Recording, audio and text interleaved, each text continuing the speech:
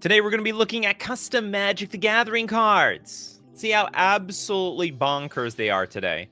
We're going to start off with Deoxys, the Shifting Meteor. This is a 6-mana 9/3 Pokemon-looking thing. Been playing a little bit of Pokemon lately, and this definitely looks like one. But it's an alien mutant.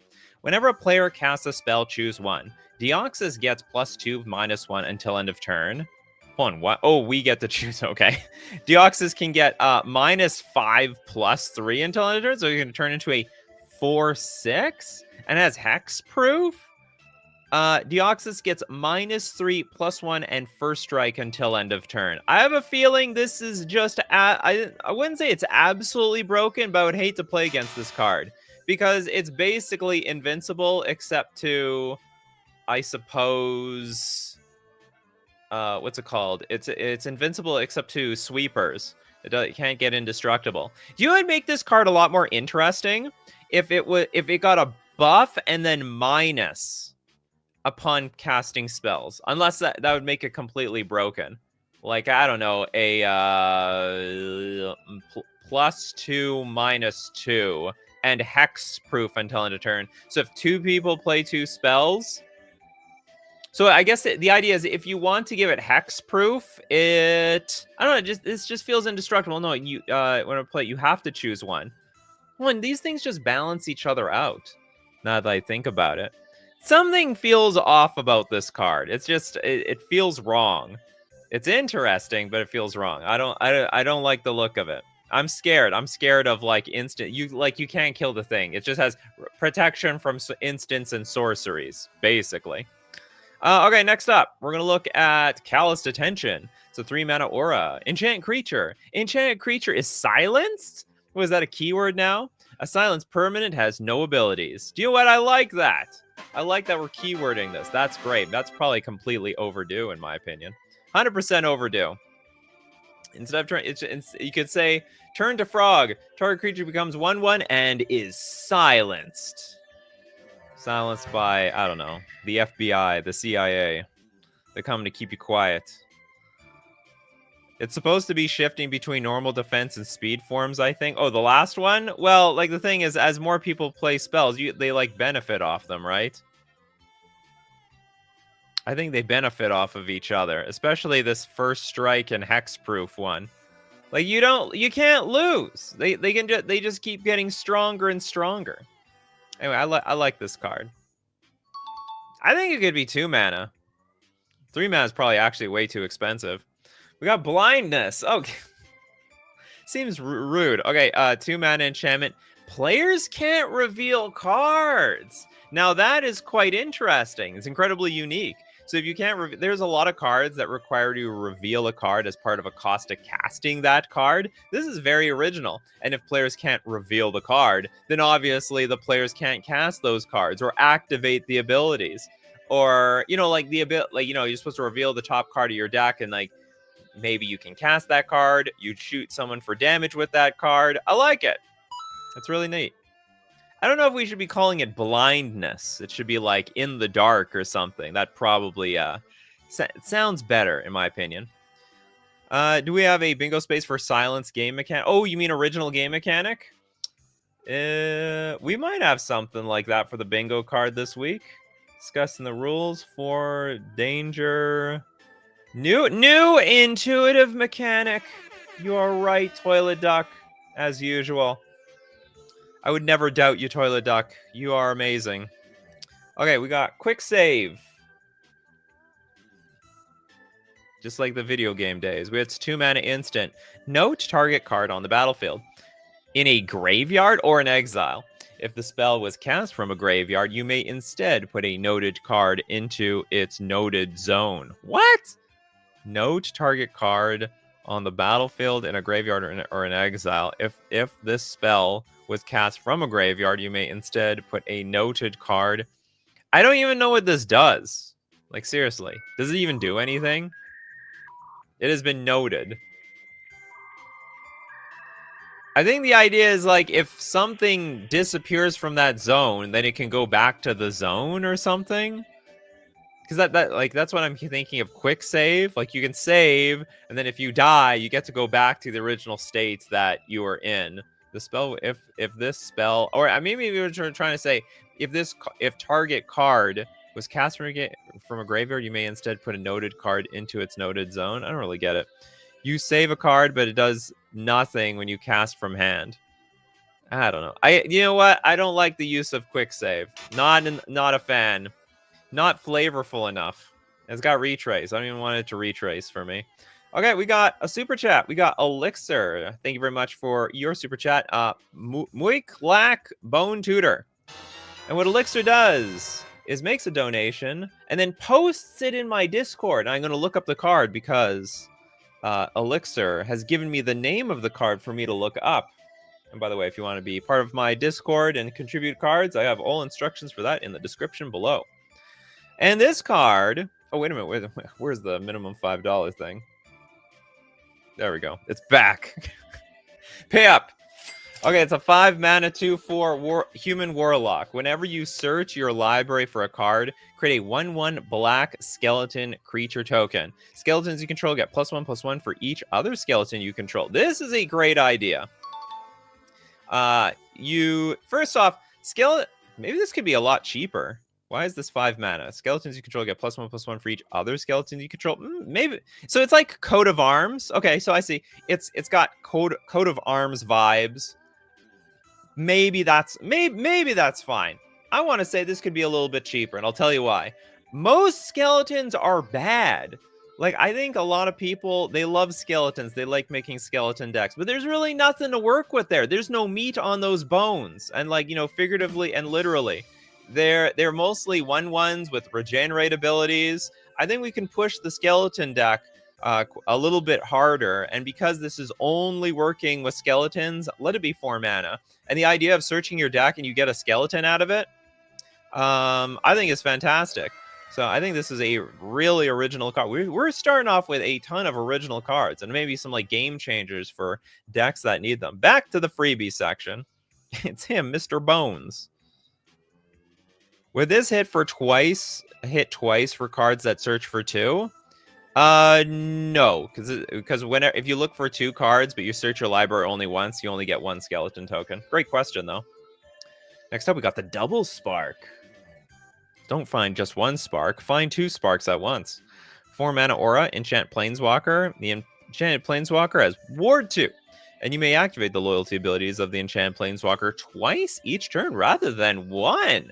Where are the big brains coming today? I mean, these are all great ideas. So it's almost like having 2 planeswalkers for the price of 2 cards. And then you think it danger? Because, well, okay, remember, like, if you want a double spark, you can, well, I will admit, it's harder to kill a planeswalker in response. You can still deal damage to it. Why you people think it danger or something? There seems to be some massive hostility towards the double spark. The Coffee Crew don't like double spark. You don't like planeswalkers using 2 abilities in 1 turn? 2 abilities in 1 turn, man. Or you don't like the planeswalker as ward 2. I think the greatest issue is, like, in response to playing double spark, you, like, remove the permanent, bounce the permanent. I mean, it's vulnerable for that turn. In fact, the planeswalker may not even be alive next turn. It might have bit the dust and died. Then your double spark is worthless. This is a super narrow card. How many auras are there for planeswalkers? Not many. I think this is a fantastic idea.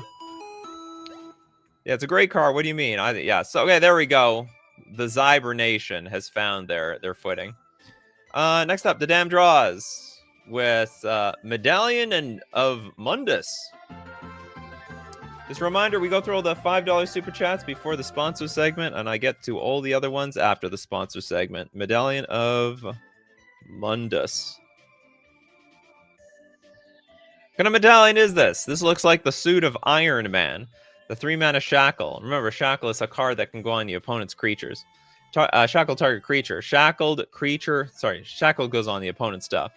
Shackled creature gains protection from permanents with Death Touch and Flash, but Shackled creature gains vulnerability to sorceries. If this permanent becomes the target of a sorcery spell, destroy it. Wow, there's all of a sudden they're so weak. Well, it's not so strong over there, huh? It's all fake. It's a show of strength, but underneath they're actually a real softy, aren't they? So they don't even want this thing on the battlefield.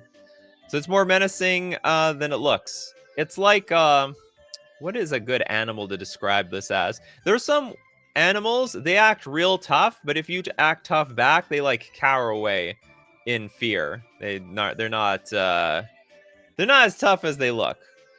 Although they are tough in actuality. Anyway, I like the card. It's a good idea. I think actually it's quite original. Hold on, you can shackle your own stuff too, right? So you could also give your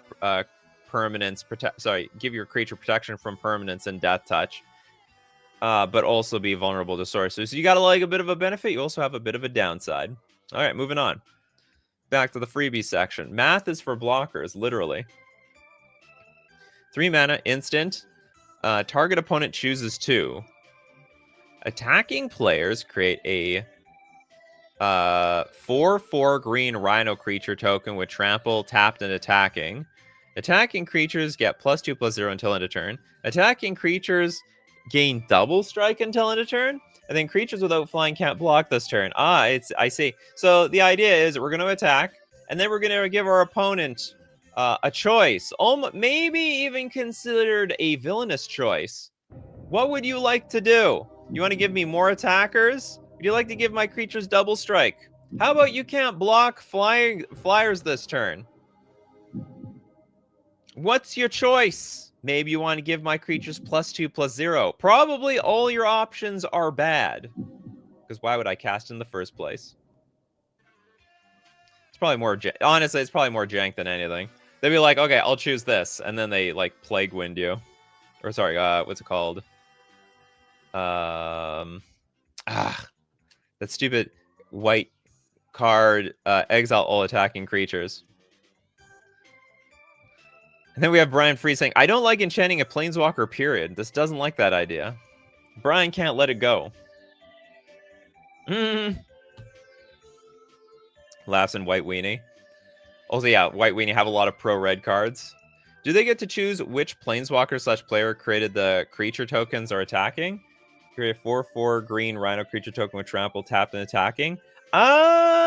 Good question. Wow, big brain on Kano. I have no idea, to be honest. I would assume by default just attacking you, but I don't know. Maybe it's true. Maybe they also get to choose. I would imagine if you give me more creatures, maybe I get to choose. Judge! Do we have a judge thing? Do we have a judge spot? We need a judge here. Wow, how is it we don't have a judge square? We could always use a judge. Next up, Corbinek, thanks so much for your super chats. The Nilbog Doiv. The name is very confusing to me. Nilbog might be a bit pushed. Might? Well, then it is, if you had to say so. A 3 mana 7/7 Void Elemental Goblin with the Void. So it's actually colorless. This creature can't gain additional static abilities. Unusual. Not broken, though. Damage isn't removed from creatures you control at end of turn. How is this bad? Or is this supposed to be something you, like, donate to somebody? This is terrible. Devoid, this creature can't gain additional static abilities, and damage isn't removed from creatures you control at end of turn. So, like, there's no cleanup step for the damage. I mean, this is totally fine for me. I would imagine this is one of the... Oh, it's a 7/7. That's the problem. Oh, that's interesting. So as a 7/7, it can keep accumulating damage until it dies. And then when it dies, then your creatures can live, effectively. So you aren't allowed to buff this guy unless you get tricky, but he's a 7/7 on turn 3. That's not crazy, to be honest. Come on, we know Routing Regisaur has basically set the standard now. I actually think this would be totally fine. I would get that. Okay, Totally Duck wanted to say we discussed the rules. And also Brian's gonna respond saying we did discuss the rules. We love discussing the rules. Play by the rules, kids. Next up, Fetid Harvest. Double green, double black sorcery. Search your library for a land and a non-land card. Then reveal those cards. Put the land card onto the battlefield tapped and the other card into your hand. Then shuffle. Ooh, we get one. It's ramp plus... It's Demonic Tutor plus ramp. This is a great idea. What is with these great ideas? Wizards, steal this. It's demon... no, hold on, sorry. Is it Demonic Tutor or... I can't remember. One is 4 mana, one is 2 mana. I might be mixing them up. But there is one that's like just 4 mana. It's black, black, 2 generic. Look through your deck for a card, put it into your hand. Remember, you have to look. You can look for a non-land card. Where's Cultivate? What does Cultivate do? Just to quickly look. Cultivate. Isn't Cultivate getting lands? Such a lot for 2 basic land. Yeah, it's only land cards. See, this gets you anything. Was I thinking of Diabolic Tutor? Great. So this gets you your land onto the battlefield tap. It also gets you a random card. Could get you a Planeswalker. Could get you another Fetid Harvest. Think of the possibilities. The combinations. Walmart card because it's great value. Great value every day. Wait, is that their slogan? I don't know what Walmart's slogan is these days. we're gonna maintain inflation. That's what we're gonna stay below inflation. That's what Walmart's probably their slogan is at this point. I do like the value. I also like the idea. Completely great idea too. Take old cards. By the way, I don't even think the 4 mana tutor is even that good. Just add like some mana ramp to it. Why not? One with nothing, disqualified. Already has a name. That name is already taken. But let's read it anyway. A legendary land. One with nothing. Enters tapped. You can tap to add a green. You can also exert it to get double colorless. Spend this mana only to cast Planeswalker spells. That's super narrow. If a spell or ability would cause you to discard one with nothing, put onto the battlefield instead. Ooh. Ooh, so I go turn 1 Faithless Looting, discard this, and get on the battlefield. You know what? I think the card was fine up until it had a madness. It has like, it basically has a madness 0 that has it danger. All right. Not disqualified. 1 with nothing is different from 1 comma with nothing. Oh, you got to be kidding me. Well, I'm blowing it away anyway because it's like it's super danger. It has a Madness 0 ability, and it can tap for double colorless. Sure, it only casts Planeswalkers. You can just make a Super Friends deck. That's it. Yeah, it's the land of madness, the crazy house. They can live in their own crazy house. I think that's too strong. There she waits for her friends who will never return. No, no, no, no, no. You are not invited back to the party. That's all. There's a difference. Don't be mixing that story up on Facebook, all right? Keep that story straight. You weren't invited again. Wild Penners. This is a 3 mana 4/4 pen. What is a penner? Penner. That's a new creature type, isn't it? That's an original. New non-creature subtype. No, we have a new creature type. Okay, trample. For a green, target creature becomes a penner until end of turn. What is this? And then a 2 mana wild penners fight target penner. Target creature becomes a penner. So I'm basically turning I'm turning everything into this weirdo creature type. I don't even know where this creature starts and ends. Is the head like these horns over here? A penner is just a way to say a dick. That is disgusting. This is gross. I don't like it. I'm gonna disqualify just for that. Look, I see the big vein here. This is almost like a not safe for work card.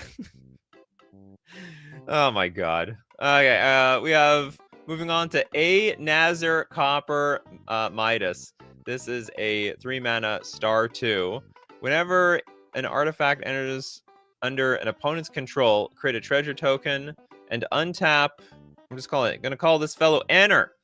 Anner power is equal to the number of artifacts in play. Tap, sack a treasure, destroy target artifact.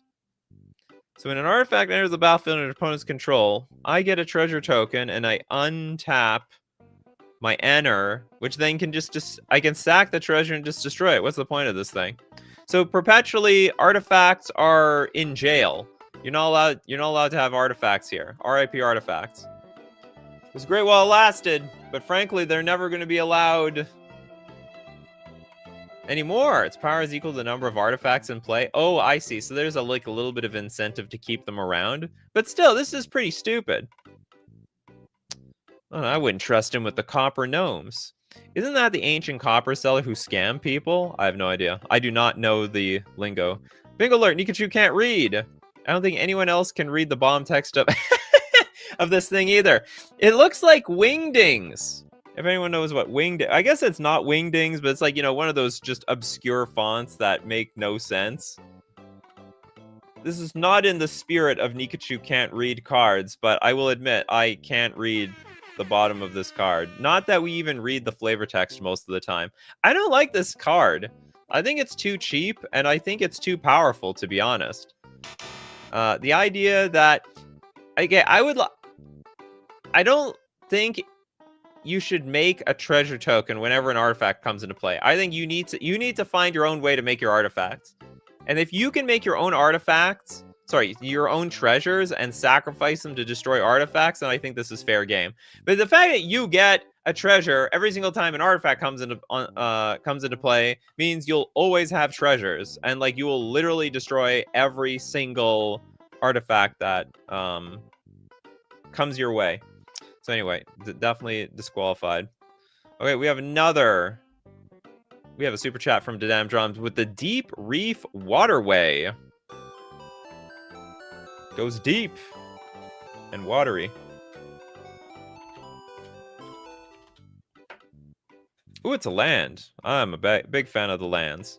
It is a kindred land, Merfolk territory, and it's legendary, which means it's 5 words.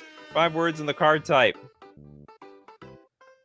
Okay, it enters the battlefield tapped. It can add a blue or a green. Legendary Merfolk creatures you control have ward. Return a non-land permanent you control to your hand. Weird. Honestly, I don't even... Not gonna lie, I don't think this is that good. Maybe it's better than I think it is. It obviously has to come in the battlefield tapped. I just don't know how backbreaking the return a non-land permanent you control to your hand thing is. Especially, I can see a world where they might want to do that. They played a creature with an ETB, then they kill my creature, bring their creature back, and then replay it for more value. This absolutely could backfire, and then I'm I'd be regretting putting this in my deck. Anyway, super legal card though. Play it at your own risk. I guess what you could also do is target your own stuff, maybe. There's a world where you can do that. Bingo, custom word cost. Oh, you're right. Okay, where are we with the custom word cost? We are just nailing these things today. Or maybe you super chatters, you're doing a conspiracy to get that bingo off. Okay, satisfying evil. 3 mana sorcery. Each opponent sacrifices a creature or planeswalker. Sorry, each opponent. Okay, and then each player who didn't sacrifice a permanent with the highest mana value this way discards a card. Give your best, and I'm waiting. So everyone has to sack a creature, and then if you didn't sack the so everyone's incentivized to sack the largest thing. So I guess what the decision is hidden, because if you see someone put a 5 mana permanent in the graveyard, you'd be like, I need this card in my hand. I'm gonna put a 6 mana permanent. I think it actually has to be reworded a little bit. Each opponent sacrifices a creature or planeswalker in secret or something. Everyone reveals the creature or planeswalker that they have chosen, and then they're sacked, and then the rest of the ability resolves. But outside of that, I like it. It's cool. Pedgeman on. Is this Pedgeman? Is this Pedgeman? It is Pedgeman. 92 to be specific. I don't know how many accounts he has. You knew Pedgeman style from anywhere, didn't you, Brian? Yeah, yo, Pedgeman spotted. It'd be cool if it gave the opponent creature's ward. Unfortunately, you don't pay your own ward. Oh, thanks for letting us know about that land. Yeah, you're right. Okay, we got Mythos of Nethroi. Fixed. It's fixed, huh? Well, where's your art? I think that's the part that's broken. It's a 3-mana instant with Cleave. Destroy target non-land permanent. How does Cleave work? Okay, destroy target non-land creature permanent. Ah, I see. So if you pay the Cleave cost for 6 mana, destroy target non-land permanent. This is terrible. I mean, we're paying 6 mana to destroy a non-land permanent. Vindicate can do that for 3 mana. This is really expensive. Anyway, passes. Passes because it's just strictly worse Vindicate. Destroy target non-land creature. And it's 3 mana to destroy a creature. What? That's terrible, terrible value. Absolutely awful. Banovsky, thanks so much for your super chat. Hired Bladesman. Hired to do what around here? Okay, Hired Bladesman is a 2-mana 1/1 human assassin. Cumulative upkeep, sacrifice a treasure token. It's a very interesting cumulative upkeep, especially we live in a world where we have treasure tokens up the wazoo. And I don't know how many you're going to have on like turn 1 and 2 of the game. This thing has Death Touch and Haste and Raid. At the beginning of your end step, if you attack this turn, create a tap treasure token for each age counter on this creature. Well, that's a bit lame. So you always can pay for this thing. Sort of. I mean, I guess people can force you to sack the treasures and then it's dead. So actually, I think it ends up being actually quite fair. You need raid at the beginning of your end step. If you attack this turn, create a tapped treasure token. Oh, you don't have to attack with this though. That's the difference. You can attack with a bunch of pathetic garbage on the battlefield. And you keep getting the token. Keep getting the treasures. But then next turn, you got to sacrifice them. The Cleave is an alternate cast. Oh, it's an alternate casting cost? Okay, we're going to go back. Where's Cleave? Where's this thing? I'm going to finish off saying, okay, this is an interesting card. This is one of those cards where I would probably have to play against it to know if it's actually strong or bad. Yeah, use attack with the pathetic garbage. Send them to the blender. Who cares? Okay, the Cleave. I thought Cleave was like kicker, you know? Everything's supposed to be kicker. Apparently Cleave is not in this case. So this is just the alternate casting cost. So for 3 mana, we have Vindicate. Okay, this actually is way more fair. It's like Vindicate, but you have the option. Can't we just have it for 2 mana? 3 mana to destroy a creature is pretty bad. Like, it's so bad. That's just so underpowered these days. It's beyond weaker than Doom. I mean, I don't know. Just give it double black or something. Elspeth, Divine Reckoning. 5 mana for a 4 loyalty Elspeth. With +1, put a +1/+1 counter and a flying counter on up to 1 target creature. It becomes an angel in addition to its other types. Then -3, destroy all non-angel creatures. All of them? -3, destroy all non-angel creatures. That's pretty damn strong. In my opinion, that is a pretty strong card. So especially for the angel decks, you have this one-sided board wipe over and over again. Not to mention you can make some of your angels even better. -8, you get an emblem with whenever a creature you control deals damage, you gain that much life. And with that much life, I think that makes this that much better of a card. This is not a waifu card. There's no waifu here. Doesn't even look like anime. How about Pejman's card? Honestly, can't tell the gender. We haven't clearly found the waifu card yet. Okay, next up. Corbinick's got another one. Just DJ Kaladin it today. Eidolon of the False Hero.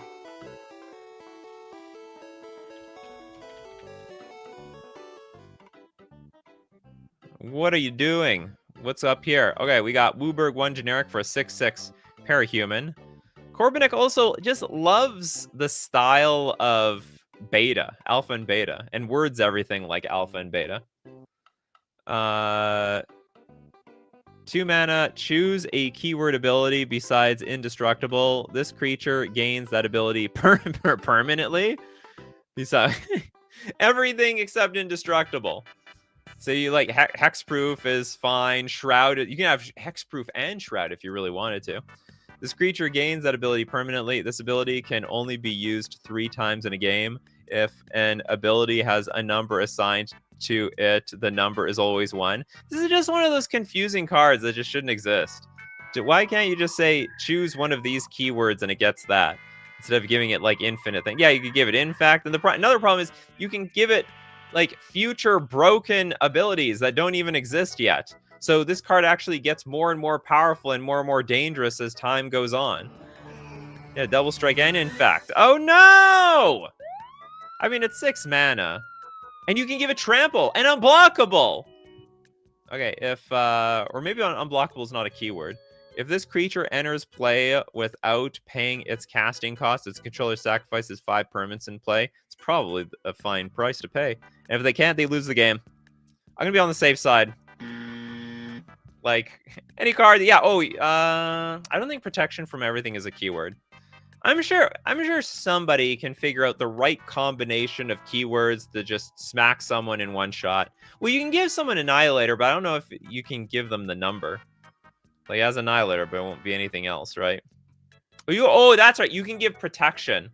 Maybe you can give protection from red, protection from this, protection from that. Pick horsemanship. There we go. Jesus has solved the puzzle. Horsemanship, double strike. In fact, that's it. And then nobody is going to invite me back to the game ever again. All right, we're going to take a look at more custom Magic the Gathering cards. But we got to thank our sponsor today. We got to thank FusionGamingOnline.com, my favorite place to buy Magic the Gathering cards. We know you're very creative, but you're also creative not only with designing cards, but making decks. That's why you want to buy your cards and build more decks with FusionGamingOnline.com. What is the weekly deal of the week? 15% off Secret Layers and box sets. And you might say, Nikachu, do you know what? 15%. That's a good deal, but can we make it sweeter? Absolutely. That's why we got coupon code Nikachu for an additional 5% off all your purchases, including deals of the week. We're also going to thank Mana Traders, the premier place to rent Magic cards online. Why would you want to rent Magic cards on a digital client? Well, some people, they don't like to own digital cards. It feels weird to have the cards in paper and online. But also, you get to play with all the cards if you're renting with them. Play all formats at once. And therefore, in that way, it's actually cheaper than owning them all. You can support the channel using my Mana Traders link in the description below. Or save 40% cash back on your 3rd month subscription using coupon code Nikachu_BKS. And that's no BS. Ha! I'm going to use that line for the entirety that I have this coupon code. For as long as it exists. Okay, let's look at one more freebie section before the freebies are jailed. They're going to go to jail. Tarmogoyf Mine. It's a 2-mana artifact. At the beginning of each player's upkeep, that player creates a Tarmogoyf token. Oh my god, it's just going to be crazy. You get a Tarmogoyf, I get a Tarmogoyf. You know what it should say? It feels like one of those old cards. If this card is untapped, each player creates whatever, you know? Unlocked is like, print it! Get it! To the printers already. Unlocked already has pre-orders. Pre-orders at Fusion Gaming Online. That's the thumbnail. Oh yeah, you know what? Maybe, yeah, you get Tarmogoyfs for all. Everyone can have a Tarmogoyf. If an ability has a number assigned to it, it's always at least 1. All right, thanks for letting us know, Corbinik. So you can give the thing Annihilator 1. Yeah, okay. We are in agreement. This is gonna be the thumbnail, unless I completely forget about it. Anyway, I have, since Tarmogoyfs are, all graveyards affect the Tarmogoyf, I see nothing wrong with giving everybody a vanilla creature. They'll just bounce off each other. Like if you have a 5/6, I have a 5/6. Just attack. But that means the person who has the pump spell, or I guess the damage spell, even for 1 damage, is the one in power. Okay, we got super chats. We got big super chats. Let's get on. We're gonna start off with Brian Freet. You've got the Validsa. The Validsa. Oh, Valid. Oh, I pronounced it right. Okay, the double L. Gotcha. Okay, the Valitsa Chronicles. Also, request for Nikachu. Please select a color combination for me to design a character series around for next week. Can be anything from monocolor to tricolor. I would say make it Demir. Any color? Yeah, I've chosen Demir for no particular reason. We're going to start off with Dr. Valitsa. This is a 4-mana 2/3 human detective. Now, once per turn, when Valitsa becomes the target of a spell or ability, investigate. So we get value no matter what. It's going to cost us some mana, though. Because you have to crack the clue, right? Okay, and then 3 mana, tap, look at the top 4 cards of your library. You may reveal one of those cards of mana value X or less and put it into your hand, where X is the number of clues you control. Put the rest on the bottom of your library in any order. What makes me feel like this card would actually be like pretty underwhelming, because when it enters the battlefield, you have no clue, like nothing, right? This is not a waifu card. There is no anime in this. This is like just like an actual painting of the person. Why Jeskai? I have no idea. You know what you could do? Look at the top 4 cards of your library. You may reveal. I think when you activate the ability, you should make at least 1 clue, so you at least have a chance. You may reveal one of. Look at the top 4 cards of your library. You may reveal one of those cards of mana value. Oh, you can get lands, where X is the number of clues you control. But the rest. Okay, so you can at least get lands off this card. So even if you have no clue in play, waifu cam just be pretty woman. That's right. I always have no clue when I put things on the back.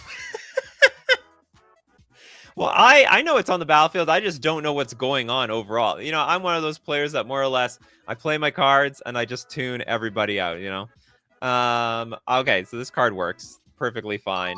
But it's mostly just digging for the lands.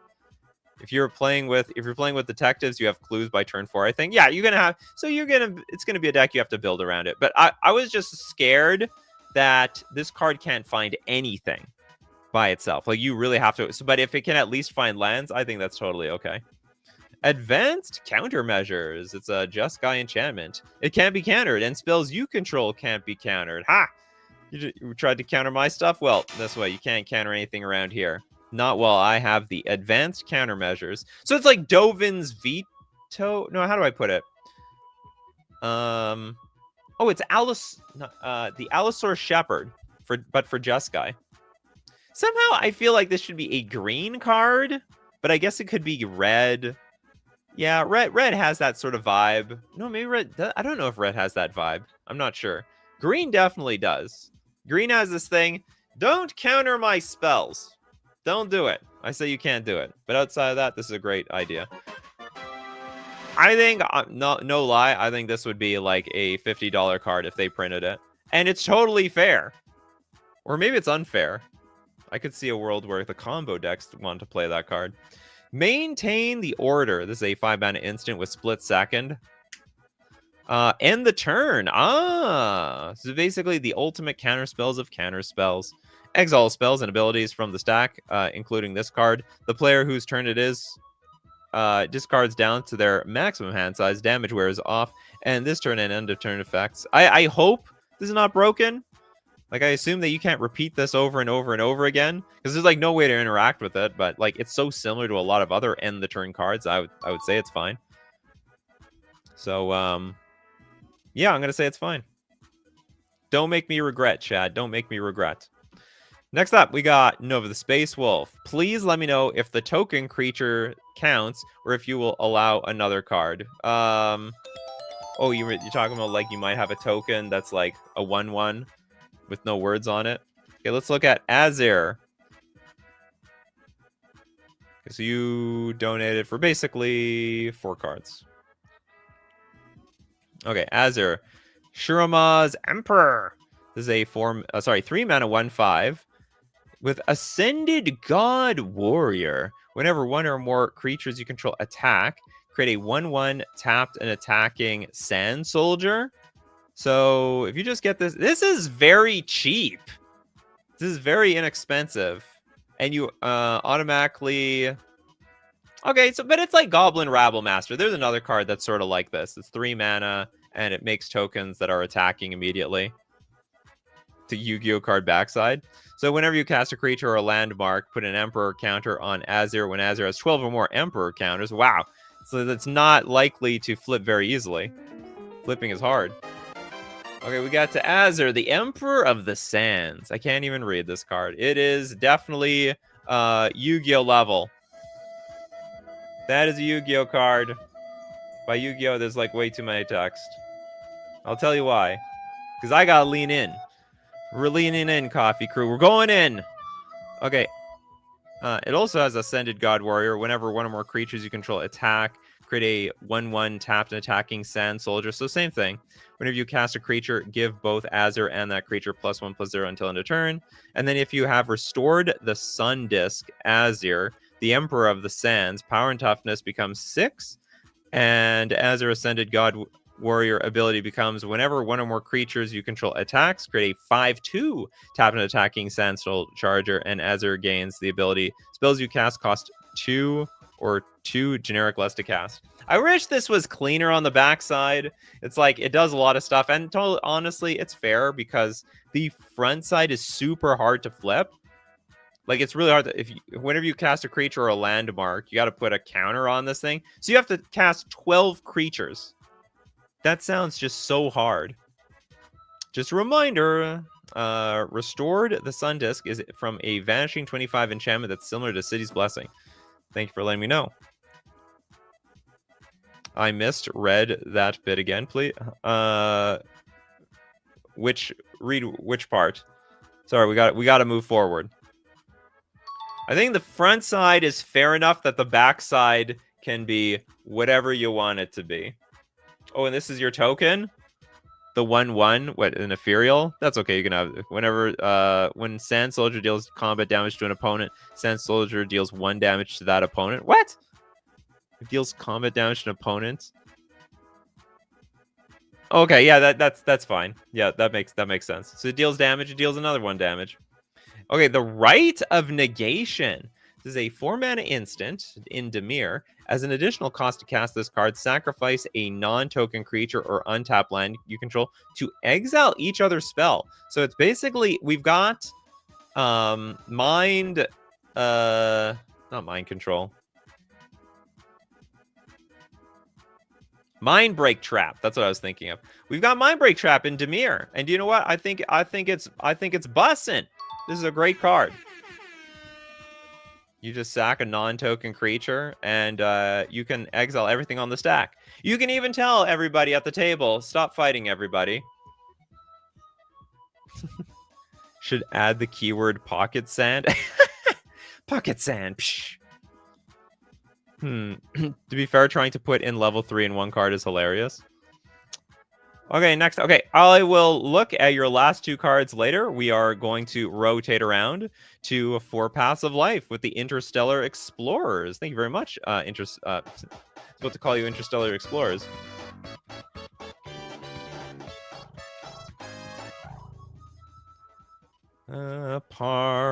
Sorry, this is not part 5. It's part 7. Should know my Roman numeral unos.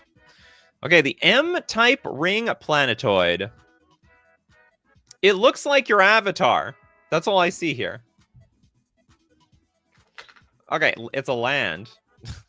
Some land. It's a whole planet. Okay, tap for a red or green or a white. If you control a vehicle, add 1 mana of any color instead. Yeah.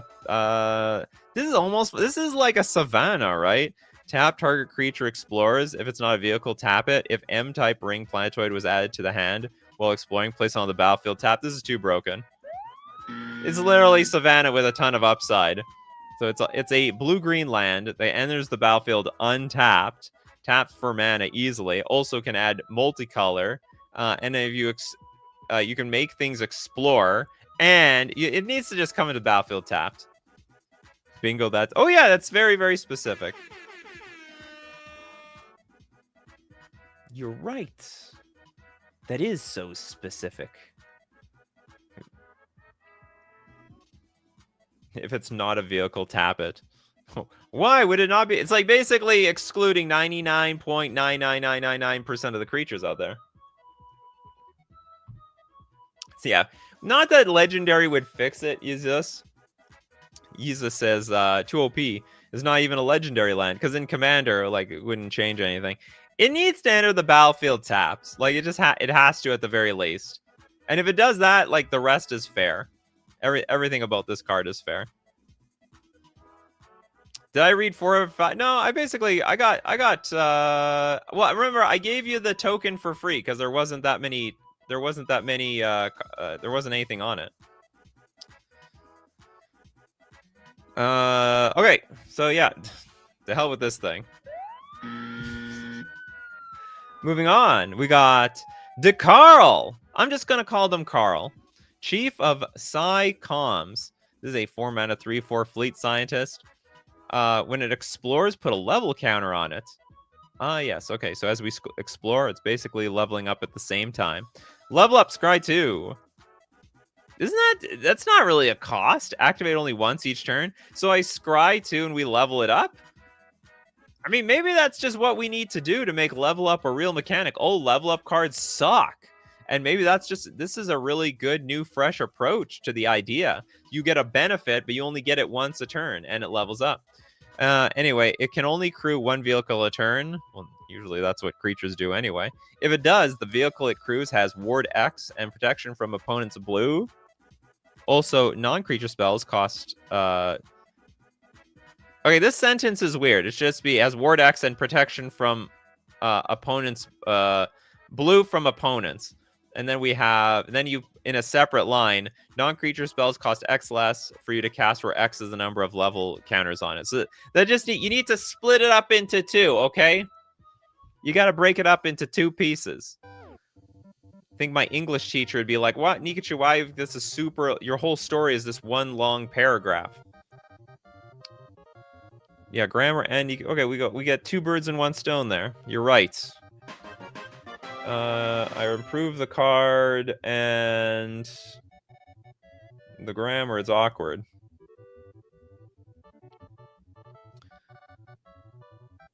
That or it just taps for 1 color? Oh, for that land? I think, even then, I think probably the thing should come into play tapped. It does just so much. Number of fleet creatures were able to untap things when crewed. Was that how it worked? Okay, next up. We got Divided Space. Oh, I should say, this card is fine. I really like the originality of how level up is working here. Because traditionally, all the level up cards are terrible. They're just strictly unplayable. So we got to do something to make that mechanic work. Divided Space. Oh, is this like Space Jace? Everything must be divided into quadrants. Quadrants. Space Sculptor. This card divides the battlefield into alpha, beta. Oh, God.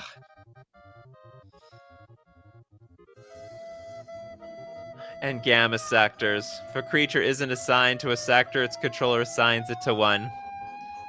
No one enjoys this mechanic. No one likes this mechanic. I mean, I guess there's one person. It's 4 paths of life. Only vehicles with flying or reach can fight or block creatures in a different sector. Other creatures' abilities can target creatures in a different sector or allow players to sacrifice creatures in a different sector. Vehicles can only be crewed with creatures in the same sector.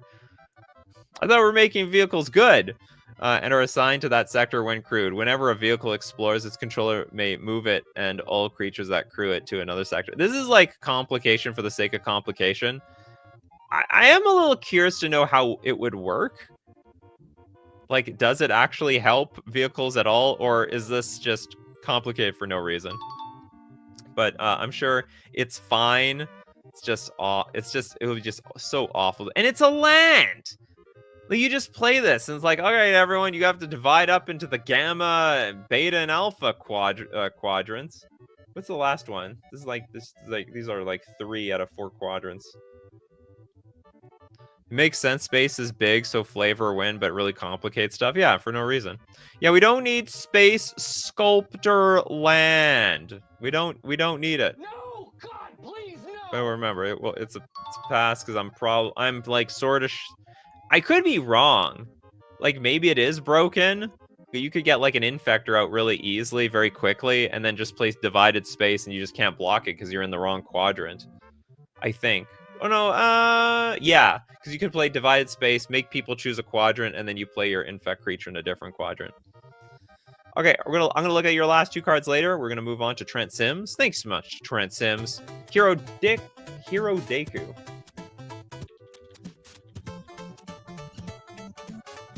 Deku the hero. Okay, you've got Hero Deku. It's a 2-mana, 2/2 plant warrior with reach. When this creature enters, target player becomes cursed! Whenever you sacrifice a curse, you may transform this creature. That seems idiot. Hold on, when this creature enters, target player becomes cursed. But you have to sacrifice the curse? Whenever you sacrifice a curse. So you have to get a curse on you. Sorry, you can be the one cursed here. It's crazy. I want to possess myself. Just for the fun of it. I just want to know what it's like, you know? Seems crazy. Maybe crazy enough that it works. And then the Deku mask. I don't remember this. Was this in Majora's Mask? Because I didn't play that one. I was like, okay, Ocarina of Time is enough for me, and the game was long enough. I'm not moving on. Equip creature gets +2/+2 and reach. Also equip for 2 mana. Pay 2, exile this equipment, then return it to the battlefield transformed. Ooh, and then you can transform back into your Hero Deku. One of your cards was seen on Reddit. Oh, is this famous? This is a super famous card? I just wanted to be possessed. Sounded cool. There's definitely an audience out there that would like that experience. Okay, this is definitely a passer, though. Okay, Skull Kid, the Cursed. This is a 2-mana, 2/2 Spirit Warlock. When this creature enters or attacks, target player becomes cursed.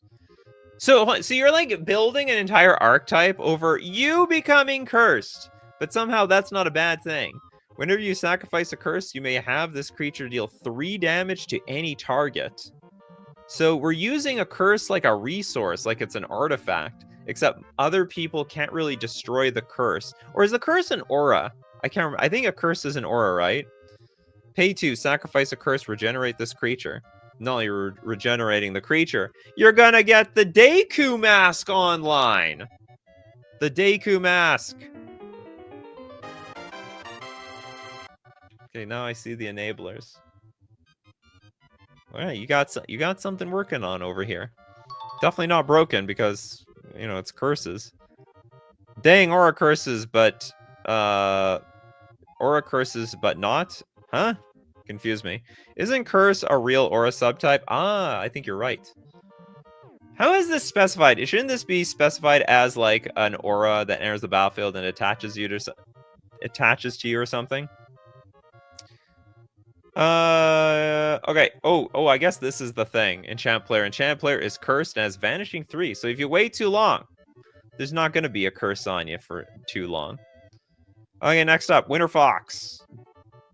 I miss your cards, Winter Fox. The World of Emilith, Part 1.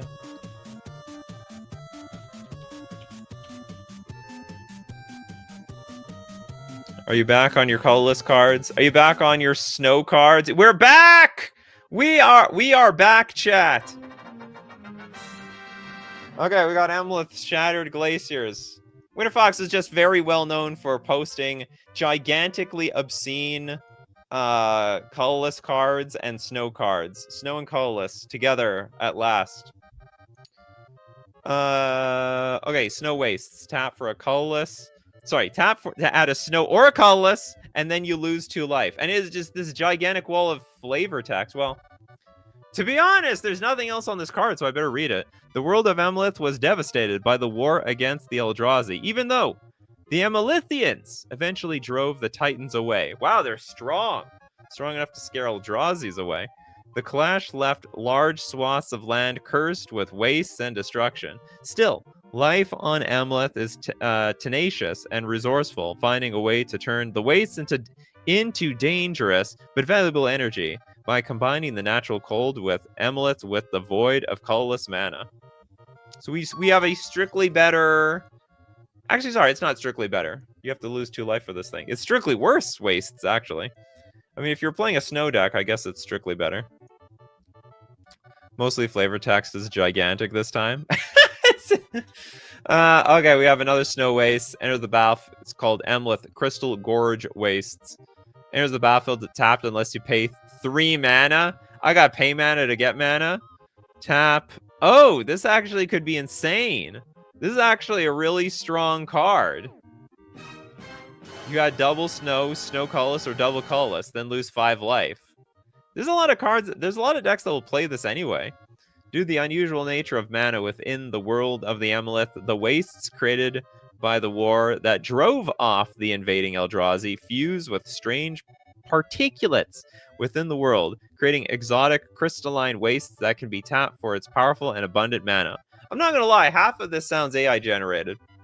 Oh, at the big space at a cost. Cost is gonna be 5 life apparently. So the sting of the Eldrazi, they left their presence here. I think this card would see play, and I think it's actually quite accurately, very accurately balanced. 5 life is a beating, just a complete beating. Yeah, that is a very bad Ancient Tomb. Hey, for every additional more Ancient Tomb we need in this game, we need to make it more fair. Grottos, Farseeker, double colorless and a snow for a 2/2 Lizard Man Scout. Enters the battlefield, look at the top 5 cards of target opponent's library. If there is at least 1 Planeswalker, Phyrexian or Eldrazi amongst the cards, exile Grottos, Farseeker, and create 4 1/3 snow colorless lizard men. Warrior Amulet creature tokens named Grottos Vanguard with first strike, and Grottos Vanguard deals triple... What? Grottos Vanguard deals triple combat damage to Planeswalkers, Phyrexians, and Eldrazi. So going extra hard on Phyrexians, Eldrazi, basically the bad guys. Oh, and Planeswalkers, though. Yeah, balanced Ancient Tomb. Love how Winter Fox fills short cards with flavor text. Gotta use all the card real estate.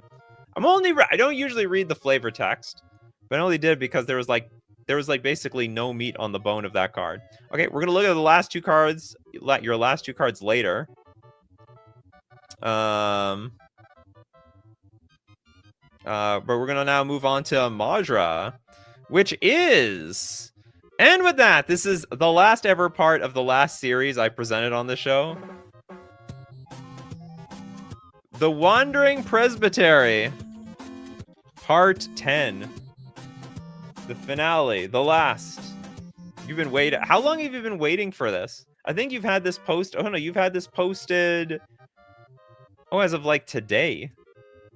I want to say. Oh no, maybe not today. A week ago. It's been a while. Enjoy, everyone. Okay, let's have fun. The Wandering Presbytery. But the whole show is made out of it. Majra always shows this at the very end of all these series, like the card that ties it all together. Bingo alert. Amelish type? What? Oh no, we have a new creature type. Oh, are you talking about, oh, new, is that like a new non-creature subtype? I think that was a creature type. Fortification. Fortified land have, whenever a non-token cleric or human you control dies, wander into the presbytery, then you may exile it with a number of time counters equal to the mana value.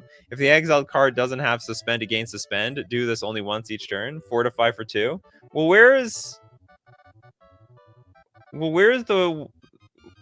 How do I wander into the presbytery? Where is that card?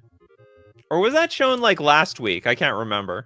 Like the something that you can actually wander into. Totally fine though. I forget what the presbytery did though. It would make it a little bit easier. Now instead of a series, it will release full sets. I guess so. Or maybe, I don't know, maybe shorter sets that can be within the line of what's it called? Like 5 card sets. It's like a smaller set. It's almost like a magic set that contains itself. Okay, next card. The Shooter Priest. A red 1/1 human cleric artificer. Haste. When shooter priest attacks, exile target card from the defending player's graveyard. If you don't, shooter priest deals 1 damage to any target. Okay, so when it attacks, exile a card from defending player's graveyard, and if you don't... Oh, so you're either going to exile their graveyard or you're going to deal 2. Do you know what's interesting? So on turn 1, this actually deals 2 damage. So it's a pretty... There is a bit of... Can we say that this is a little bit of a flavor fail? Because red does not exile, right? Like, red's not... Do we have a flavor fail card? Or a slot? Definitely... Oh, no, this is definitely flavor win. We don't have definitely flavor fail. It just doesn't feel like a red thing. Am I wrong? Am I wrong? Like, sometimes you exile because you cast cards from your own graveyard, but this is from defending player's graveyard. They exile from their own deck. Exile target card from defending player's graveyard. I guess so. Anyway, I mean, I'm not a flavor judge, so I'm not gonna judge it for that reason. This is very interesting graveyard hate and also a little bit of an attacker at the same time. The moment of grief. It's a trap! Watch out! If a paired creature you control died this turn, you may pay 0 rather than pay this card's mana cost. You know, you didn't really explain that because, like, maybe not everyone knows what a paired creature is. There's a mechanic where you get to soul bond. Oh yeah, I guess it's basically any of the soul bond or any of the extra binding mechanics. Each opponent sacrifices a creature, and if they can't, they discard a card. Repeat the process for each opponent with no cards in their graveyard. What, for forever? You can pay this for 0. Each opponent sacrifices a creature if they can't. Oh, if they can't. So basically, for everyone who has no cards in their graveyard, they lost their entire board. They got no board no more. No, red can do it. Just imagine he burning the grave of someone. But there's going to be ashes. Is the ashes exiled? Nikachu, you've been pinging the Discord with the Presbytery Dungeon. Am I?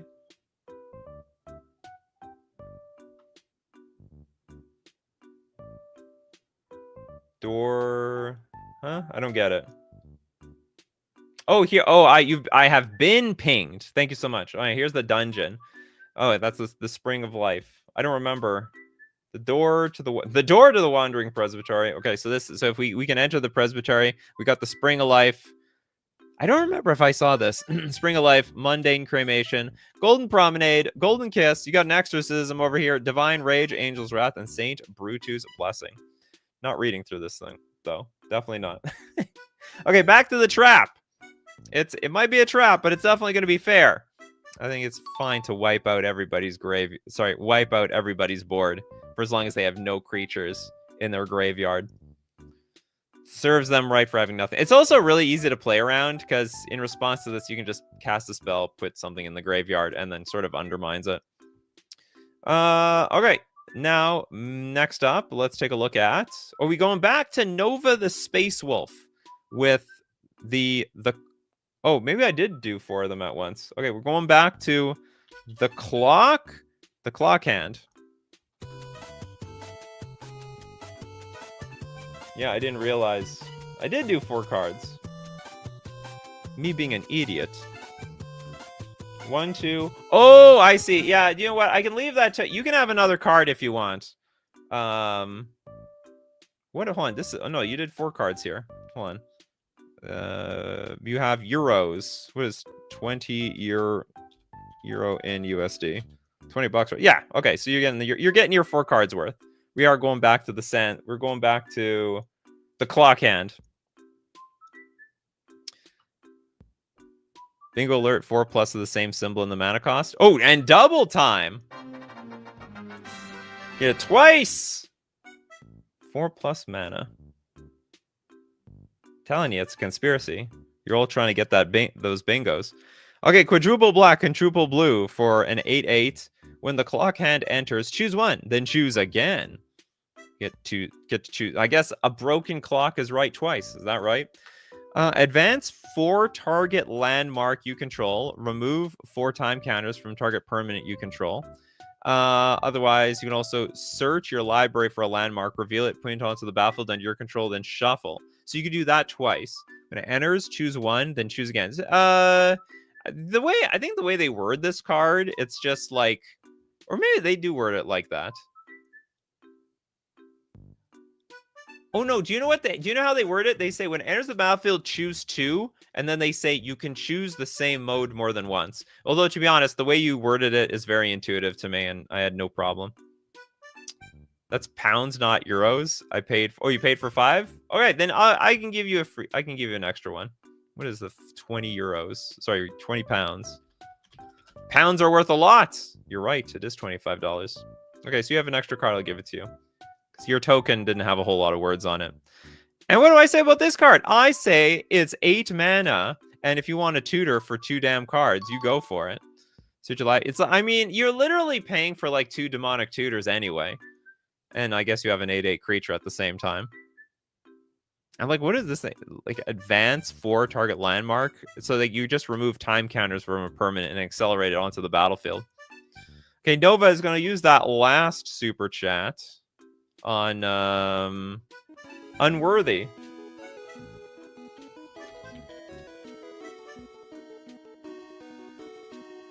Two mana, but in Dimir.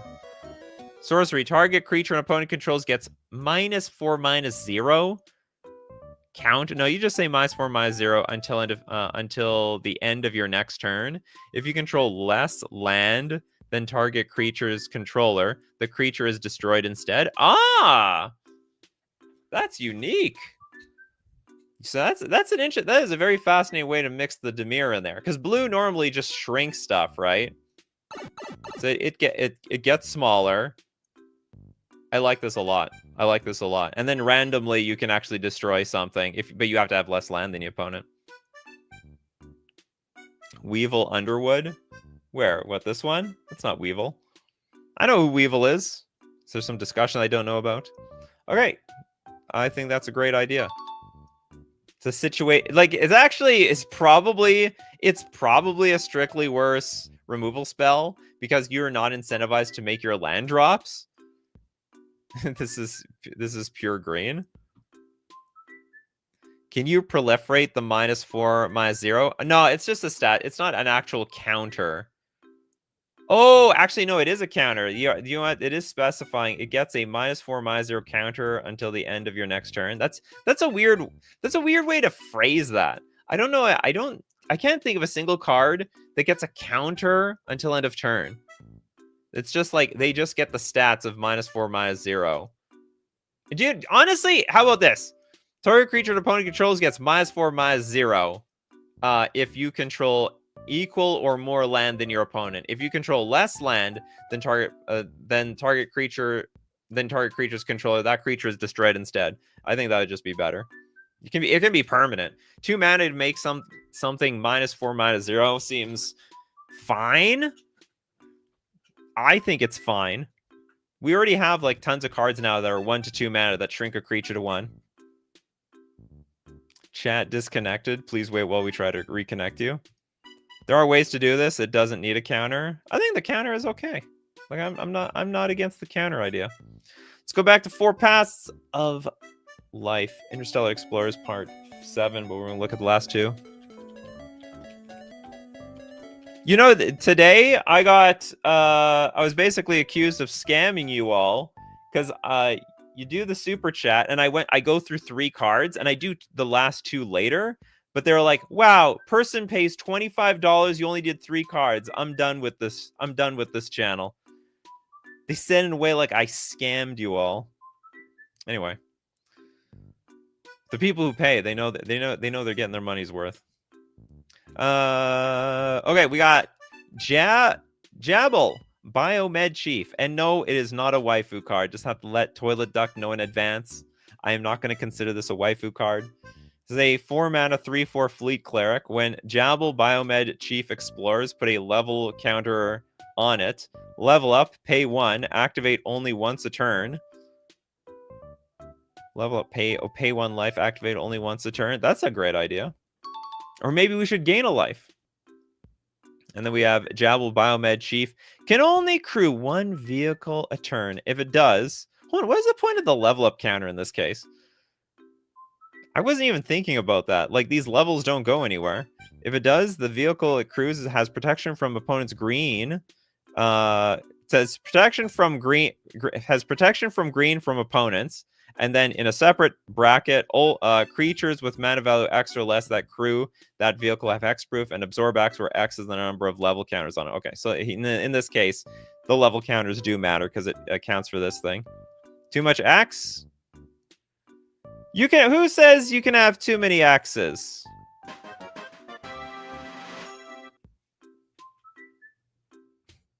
Some people have too many X's, I guess, in this world. How many times did it say X? 1, 2, 3? Yeah, it said X a lot of times. Find X. The woman has a long neck, though.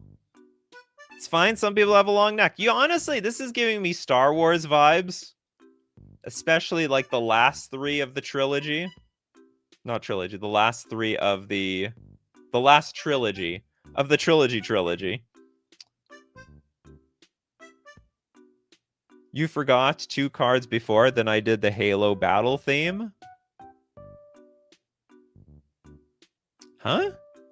Oh, you mean... Oh, I might... maybe I've forgotten some people before, but you guys will always remind me. I give you money because you are good at this, and I'm entertained, and because you do free cards. I do free... some people have to donate for the free cards. But remember, we make bingos that also translate to free cards. This card is great. It's great because I don't even know what the full power of this card is, because it only is powerful if you, like, crew vehicles.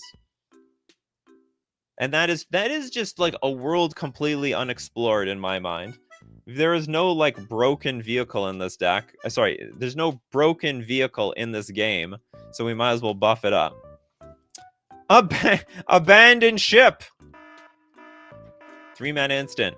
If abandoned ship exclamation point was revealed and put into your graveyard while exploring, you may cast immediately afterwards from your graveyard without paying its mana cost. This is a fantastic idea. Destroy target vehicle. Oh no! Each creature that crewed that vehicle, if a creature was already tapped, put a stun counter on it instead. Each creature that crewed that vehicle... Oh, sorry, tap each creature that crewed the vehicle. If a creature was already tapped, you get a stun counter. Very unique idea. I think this is a great idea, actually.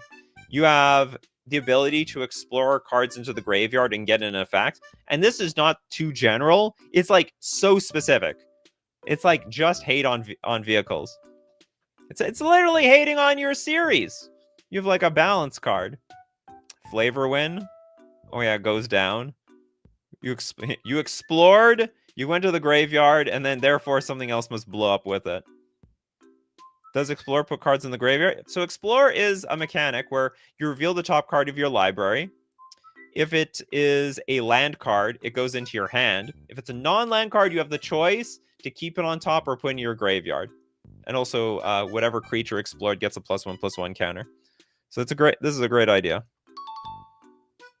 Next up, it's Trent Sims. We're going to look at Dark Beast. Dark Beast Ganon. Enter boss music. Is this bossy enough for us?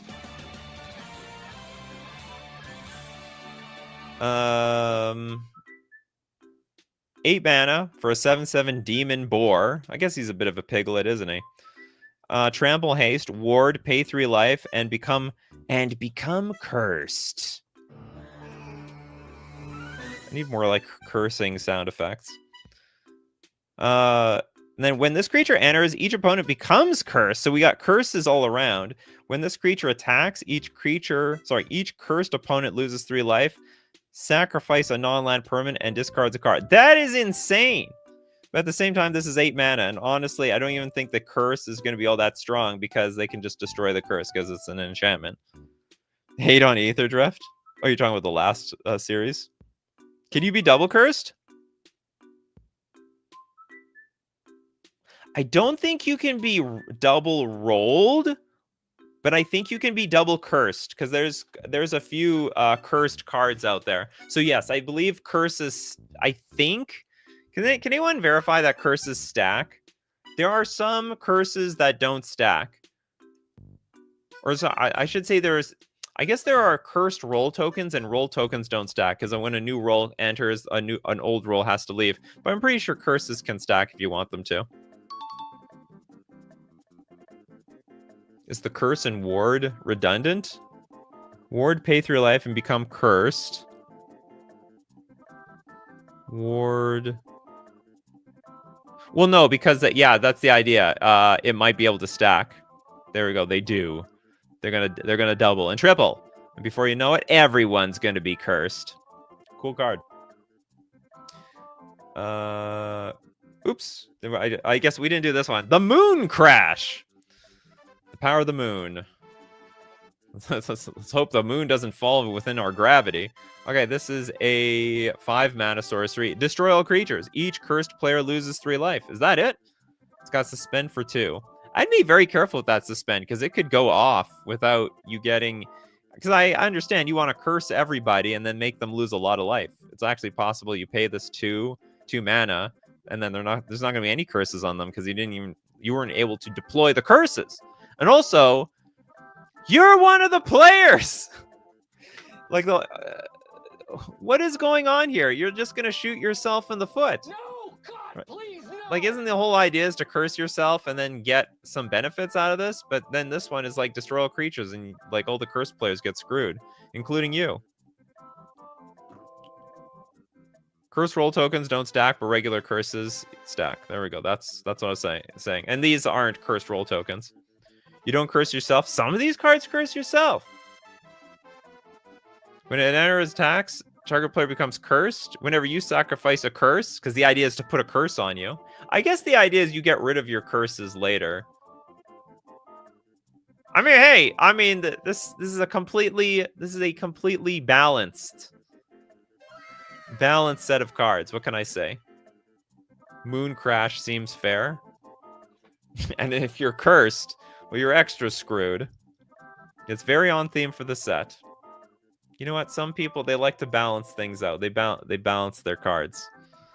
Okay, next up. We're going to go back to Winter Fox. We're going to go back to the world of Emelith. Okay, next card. And you get a super chat sound effect for this. Okay, this is Grotto's Huntsman, a colorless snow 2/2. When it enters the battlefield, scry 2. And then for a colorless and a snow, it gains +3/+0. Shadow, Shroud, and First Strike until end of turn. Can only be activated once per turn. But you're not going to... that's actually fair. That's super balanced, because if you activated it, someone responds trying to kill it, you could reactivate it again to get the Shroud protection. But this way, you're actually quite vulnerable. Enters the battlefield, scry 2. I actually go as far as to say this card is very underwhelming. I would go as far as to say can only be activated once per turn, should be scrapped. Let's bring back shadow creatures. Yes, absolutely. Like first off, paying snow and a colorless is hard. That is, Winter Fox, you make it look easy, but like that cost is going to be just backbreakingly difficult for most decks. And like, even if you wanted to stack it, that's going to be even harder on your mana base. So I think this is definitely playable. I think, but it's probably pretty poor. The card mostly reads, it's a 3-mana 2/2 that scries 2. With an ability that's super easy to backfire. It's a hunter. It has a single chance of instant death. It's mainly flavor too. Oh, I understand. You're always You're always about the flavor. You make for flavor. Veshatria Ira Sparkbane. A 10 mana card. You know what that means, though. We got a 10. Oh, no, that's not a 10. Okay, I screwed that up. I thought we have a 10 mana super chat thing. Or sorry, 10 mana bingo slot. Okay, well, it's a 5/8. It is a little bit of a Yu-Gi-Oh card. It's got 6 words in the card type. Legendary Emerald creature.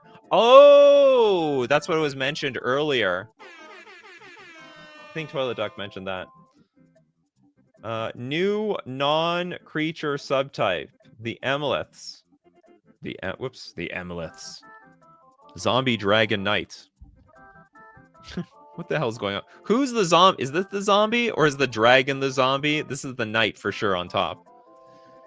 Hexproof and flying. When the Kshatriya Ira Sparkbane enters the battlefield, exile target land in the graveyard. You mentioned the graveyard. Whose graveyard? You have to specify. Then exile target Planeswalker, Phyrexian, or Eldrazi sharing the same color as the exiled land. When the Sparkbane deals double damage to Planeswalker... Sorry. Huh? Oh, it deals double the damage to Planeswalkers, Phyrexians, and or Eldrazi's. And for double colorless tap, remove 1 loyalty counter from each Planeswalker. Then target opponent loses life equal to the amount of loyalty tokens removed. So, yeah, you got to fix that. Yeah, remove exile target land from any graveyard, and then you get all those abilities. And for 10 mana, frankly, yeah, you can do that. Do you know what's great though? The flavor that because they've got a rivalry with Planeswalkers, Phyrexians, and Eldrazi's, they deal double the damage. I think that's very flavorful. Also very original. I think this is one of the most original shows we've ever done. You have another one, Winter Fox? You literally got 5 cards. There's a 5-card limit here. There's literally a 5-card limit. Okay, I'm going to do this one. Oh, needed for the 5th card in the set. No, you didn't. Did you have enough? Okay, well, I'll take it. Okay, well, I'll tell you what, Winter Fox. I didn't calculate the money, so I'll just leave that as a donation later. Okay, we're going to move on to the end of Maja's series. The Wandering Presbytery. Part 10. Okay, we got the Wandering Gate. Enters the battlefield tapped. It's a tri-land for Mardu. Tap. Target cleric gains haste until end of turn, then exile a card from a graveyard. If no cards are exiled this way, wander into the Presbytery. Broken. That's just broken. I mean, that's busted. Oh, you just play this on turn 1.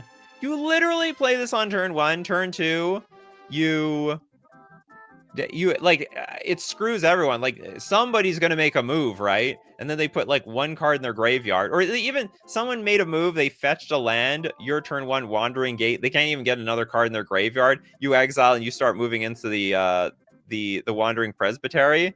Or sorry, you wander into the Presbytery. Way too strong. I think it's way too easy to pull off if you have this very early on in the game. It's got to be more like...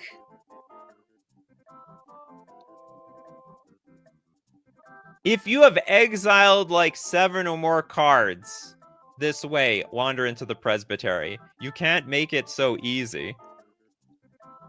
Only if there are no cards? No is easy!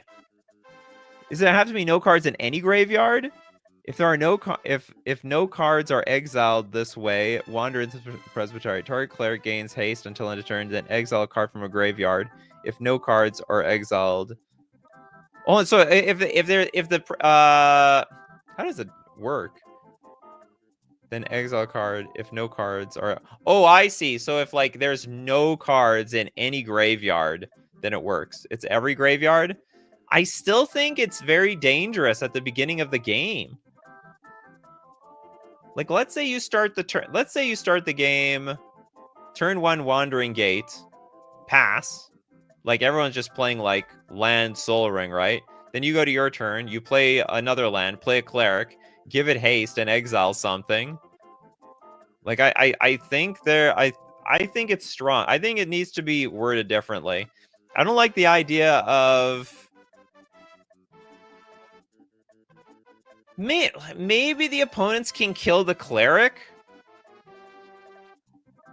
Maybe. I don't know. Okay, I'll give it a pass. I don't feel good about it, though. So there's some other ways to play around it. Like, I guess there's only... no, there's 2 targets. Target cleric. And then gains haste until end of turn. Then exile a card. Oh, it doesn't target, though. Okay, so if we kill the cleric, it counters the ability. I don't know. The idea of having a dungeon on a land seems insane to me. And of course, there's this window at the beginning of the game to screw everybody. But I could be wrong. I could be wrong. I don't feel great about it, though. Okay, Salving Hug. It's a 4-mana snare. Flash. Snare for 2 mana. So when salving... remember, this is like a card flipped up. This is like a morph card, effectively, as an artifact. It can be flipped up for... is it... yeah, I think it's flipped up for 2 mana. You can pay 3 to have it face down. When Salving Hug enters or is turned face up, target creature...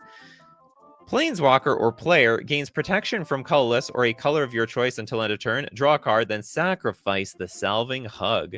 Then you may repeat the process for each opponent with no cards in their graveyard. All I can say is, Majra, if you made your series, the price of Rest in Peace would skyrocket. That's all I'm going to say.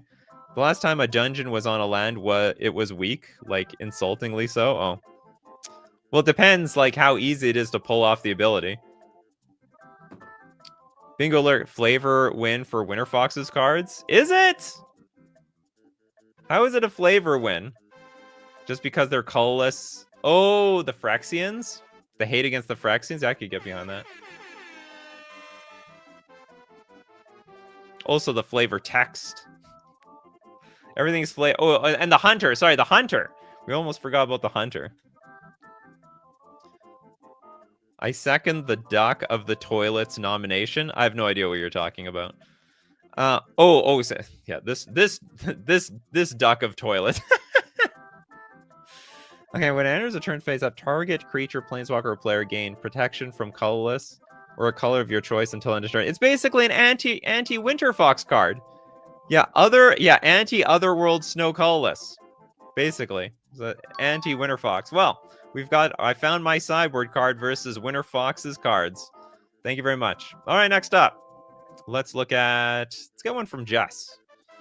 If you watch all of Nikachu's live in the right order, you'll be able to make the best deck list. And if you have money, you make it a reality. Thank you very much for your super chat. Okay, we'll keep that in mind and we'll donate that one to somebody later. I guess we go to the damn draws.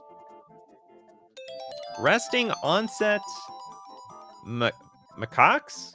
Sounds like a monkey.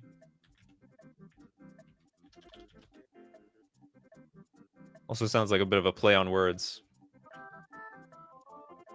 Okay, the Resting Onset Macaques. 3 mana, 0/3 monkey. Resting Onset Macaques enters with a +1/+1 counter on it for each snow used to cast it. You hear that? You hear that, Winter Fox? Everyone is pledging their allegiance to you today. You're being very recognized. When Resting Onset Macaques is dealt damage and it isn't destroyed, you get to transform it.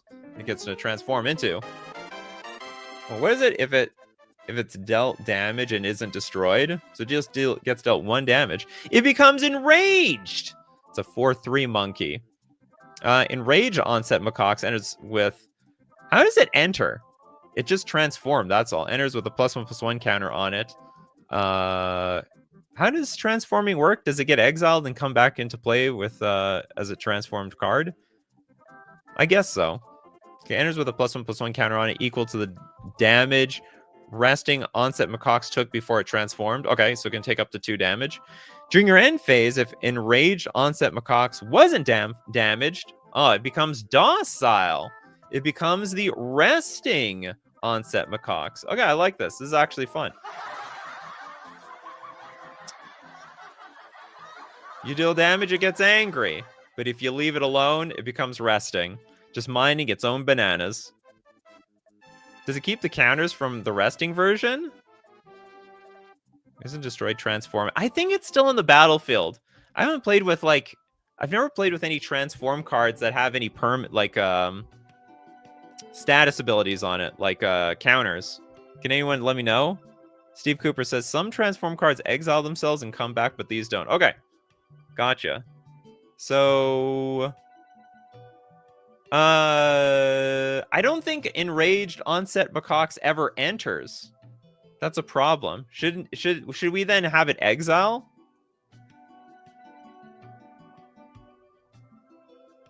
Because it's already on the battlefield.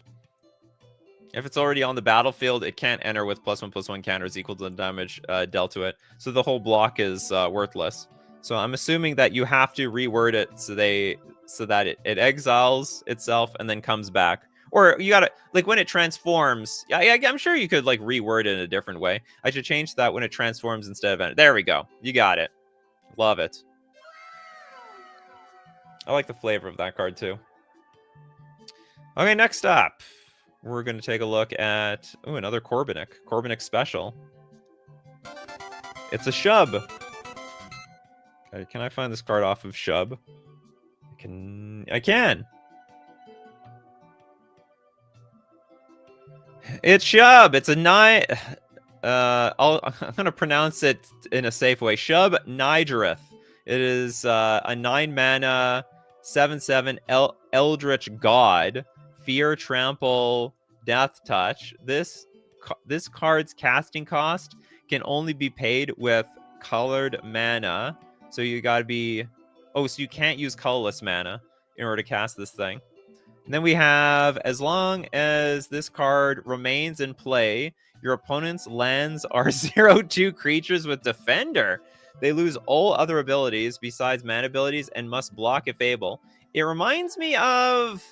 like Elish, it's got like Elish Norn / Iona vibes of like paralyzing people.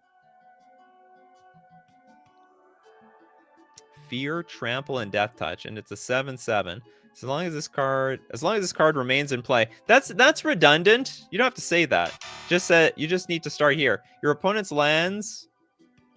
You just put opponent's lands are 0/2 creatures with Defender. They lose all other abilities besides mana abilities and must block if able. That is so weird. So basically, you paid 9 mana to turn your opponent's lands into creatures, and I guess you can blow them up. Praised be H.P. Lovecraft and his horrors beyond our comprehension. Is this from a game or something? No, this is Eldritch God. Overpowered. If you cheat this in play, you just nuke all of your opponent's lands. Well, if you cheat in play, do you have the resources to nuke all the lands? I mean, the lands can't block. Yeah, the lands can't block either. No, they have defend. No, they can block. They have Defender. This thing doesn't have protection from 0/2 lands.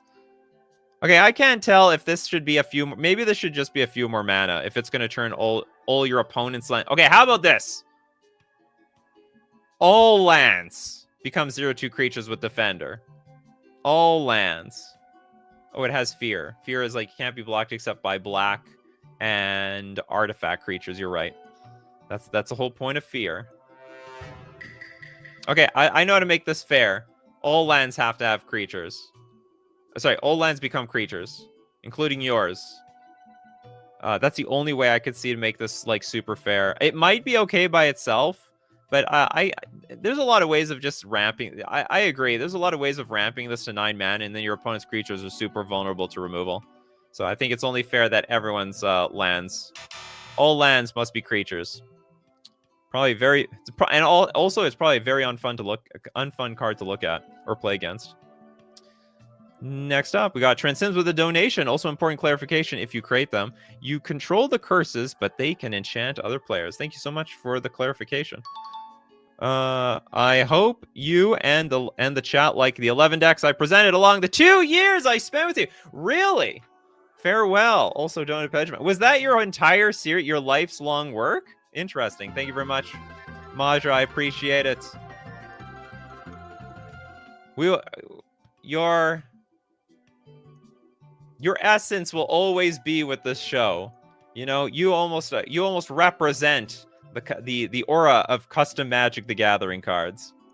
You will always be remembered wherever you will be. Okay, we have a Dono to Pedgman bingo. All right, we have a Dono to Pedgman. Pedgman, what do you want? Are you even here? It's almost certainly going to be a waifu card. I might as well cross it off already. There's no shot that it's going to miss. I don't think I've ever seen a Pegman card that wasn't a waifu card. Okay, I'm going to jump to the present. Pegman's not here to give the card. When we did this, did we do this one? Okay, there's definitely waifu in the background. Satisfy Evil. It is a Rakdos instant with Spree. Black. For an extra black, each opponent sacrifices a non-token creature. For another black, each opponent sacrifices a non-token planeswalker. For an extra red, each opponent sacrifices a non-token artifact. And for a colorless, create X blood tokens, where X is the number of permanents sacrificed this turn. And this is just a banger card. This is a great idea. We already have like we already have 1 mana. Each player sacks a creature. Now we have 2 mana. Each opponent sacrifices a creature.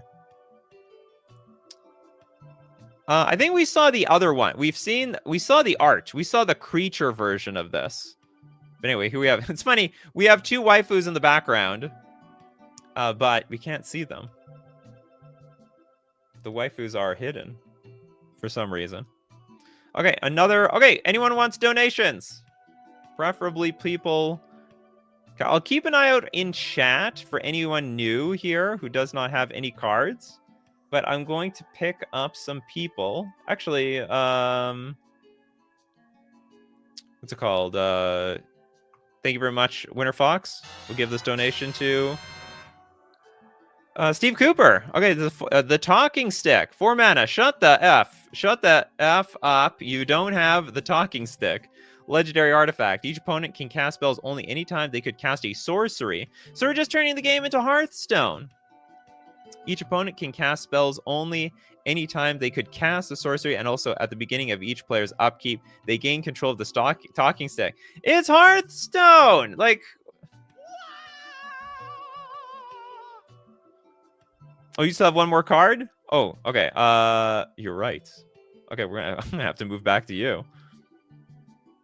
Man, I worked on my video game for like 2 hours, then I was like, nah, huh? Oh, is this like not your card? You're just sharing it with everybody? Is that how it is? I like it.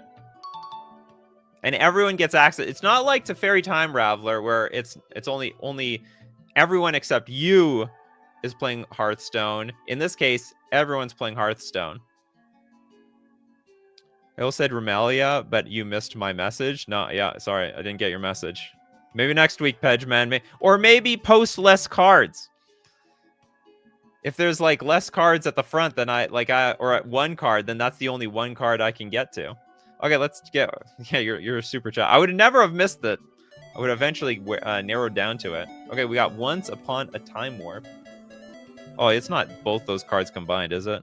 Once Upon a Time Warp. Oh, is it a Spaceballs card? We didn't get a Spaceballs card today.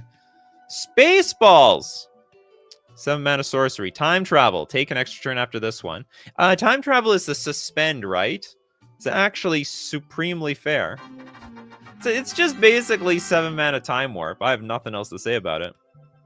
It's not too late at all, Anna. Give me your freebies. I'm looking out for you, Anna. I'm watching out for you. Okay, who else gets a freebie? Okay, a freebie is going to be given by Winter Fox. And that freebie is going to be given to... Who is new? We're going to give it to Debt Collector. This is a 3 mana 2/2 dinosaur. It'd be baby dinosaur. It's got Ripple too. Oh my, what is this? Not Relentless. Is it Relentless Rats? There's some rat card. You get a lot of them. When you play the spell, you may reveal the top 2 cards of your library. You may play any revealed cards with the same name as this spell without paying their mana cost, put the rest on the bottom of your library. A deck can have any number of cards named Grizzly Blood Hunter.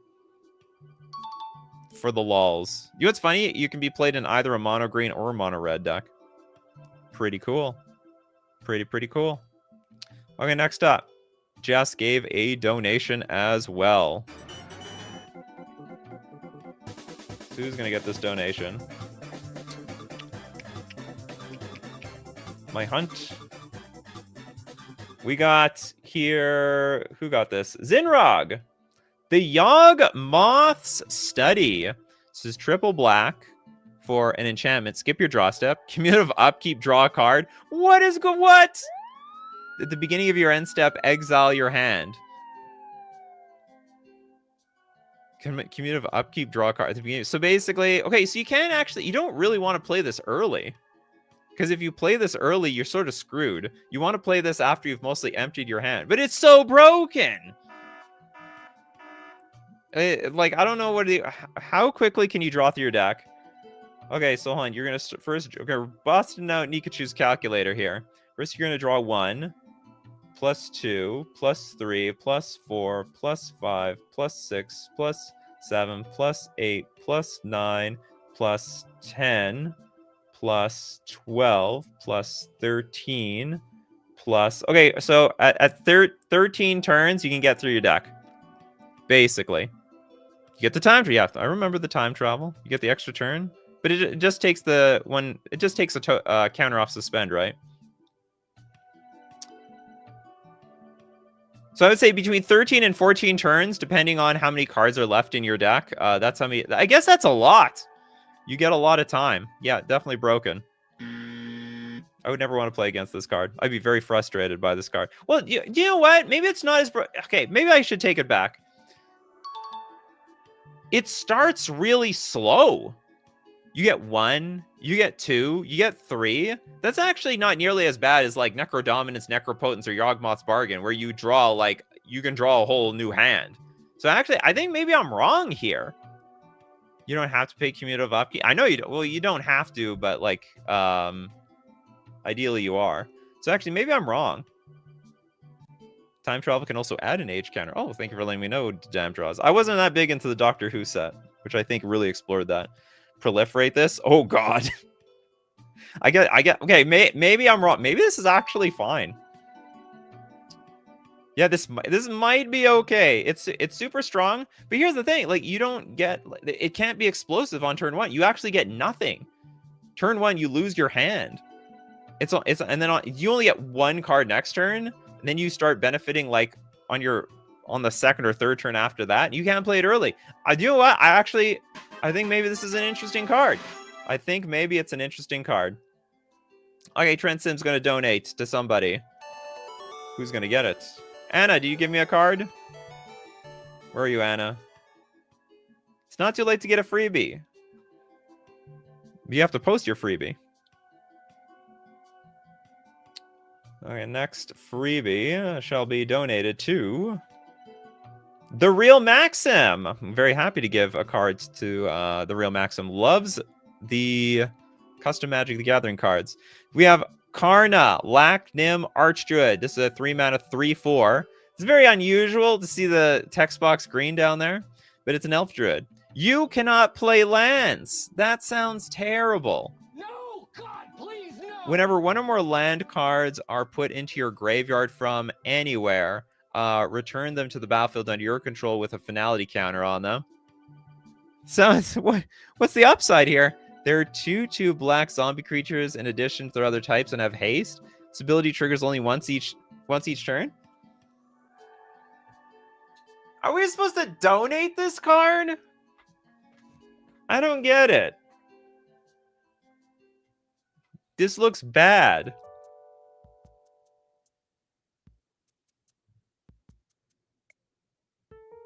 You cannot play lands. Whenever one or more land cards are put into your graveyard from anywhere, return them to the battlefield. But I can't play the lands anymore. Oh, you're supposed to self-mill, discard... Ah. You cycle lands. Okay, I get it. Ah. Glad we have Pedgeman here. I've been just completely lost. So there is an idea here. This is like one of those commander cards. I'm like, this is just jank nonsense. Then other people are like, wow, I can build a whole deck around this card. Bruce says it's Zybers. I agree. I think if you want to build a deck around cycling your lands, discarding your lands, go for it. It's almost like this you cannot play lands doesn't even matter. Just doesn't change whatsoever at all. Aftermath Analyst also works just as fine. Great card. Okay, Anna. Guess what, Anna? Weirdly enough, we got one bingo here today. So that means you get a card here. And your card is Tardy Goblin.